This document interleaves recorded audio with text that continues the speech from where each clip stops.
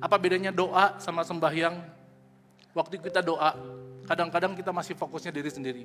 Tuhan, bukakan jalan, Tuhan berkati, Tuhan lindungi. Which is saya bilang itu oke, that's okay. Tapi waktu saudara masuk ke level sembahyang itu ngomong gini, Tuhan, apa yang Tuhan mau dari saya? Tuhan, saya mesti lakukan apa buat menyenangkan Tuhan? Tuhan, apa yang mesti saya lakukan buat Tuhan tersenyum? Itu sembahyang. Udah bukan diri kita, tapi fokusnya Tuhan. What do you want me to do, Lord? Apa yang Engkau mau saya lakukan, Tuhan? Itu sembahyang.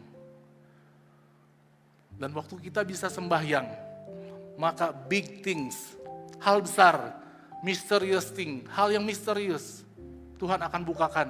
Tuhan akan kasih tahu sama kita semua. Asal kita apa? Sembahyang. Menyembah Tuhan. Taat sama Tuhan. Tuhan mau apa dari saya?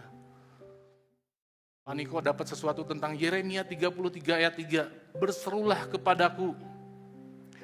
Dan aku akan menjawab engkau dan akan memberitahukan kepadamu hal-hal yang besar yang tidak terpahami, yaitu hal yang tidak kau ketahui.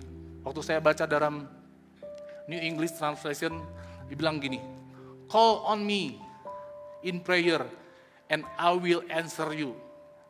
And I will show you apa? Great and mysterious things that you still don't know. Tuhan akan kasih tahu dua hal. Great things and mysterious things. Dua hal ini Tuhan akan kasih tahu. Kepada siapa? Kepada orang yang call me in prayer. Orang yang berseru kepada Tuhan dalam doanya. Orang yang mencari Tuhan dalam doanya. Mencari perkenanan Tuhan. Mencari kehendak Tuhan. Yang fokus kepada Tuhan. Tuhan akan kasih tahu great things and mysterious things that you still don't know. Hal-hal yang tidak kamu ketahui. Hal besar dan hal yang masih misterius bagi kamu. Tak tahukah Bapak Ibu Saudara bahwa kita hidup di dunia harus menghasilkan buah. Hidupmu di dunia bukan cuma sekedar numpang hidup, tapi Tuhan sudah menetapkan kamu, Tuhan sudah memilih kamu, Tuhan sudah memanggil kamu dan kau ada di tempat ini untuk hidupmu berbuah. Kita harus memilih, kita mau jadi pohon yang baik atau mau jadi pohon yang tidak baik. Bapak Ibu Saudara, tugas kita adalah menghasilkan buah. Demikian juga si iblis, dia berfungsi untuk menghasilkan buah. Kalau si pohon baik berbuah banyak, buah itu akan jadi benih. Waktu dia tuh jatuh, akan menghasilkan lagi pohon yang baik.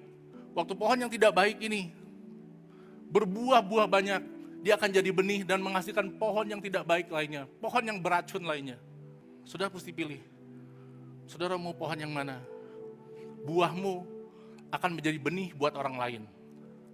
Buah yang engkau hasilkan akan menjadi benih buat orang lain. Kenapa Tuhan izinkan orang yang baik ngalami hal gak enak? Ini pertanyaan yang berjuta-juta orang tanyakan. Kenapa orang yang jahat malah nikmati hal, kok hidupnya enak-enak banget?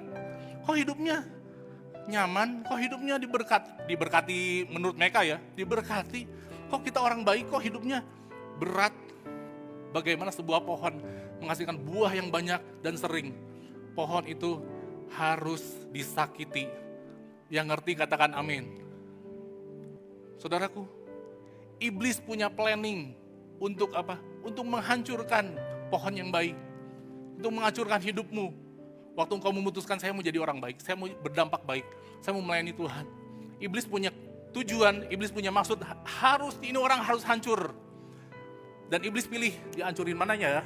Hancurin keluarganya, hancurin pekerjaan bisnisnya, hancurin finansialnya, hancurin kesehatannya, hancurin relationship-nya, atau pelayanannya, atau social life-nya. Iblis pilih yang mana ya? Yang bisa bikin dia kecewa sama Tuhan, dan dia akhirnya memilih menjadi pohon yang tidak baik. Iblis punya maksud untuk menyakiti, untuk menghancurkan, untuk merusak si pohon yang baik ini. Tetapi Tuhan pakai maksud iblis Dengar, Tuhan pakai cara iblis untuk apa?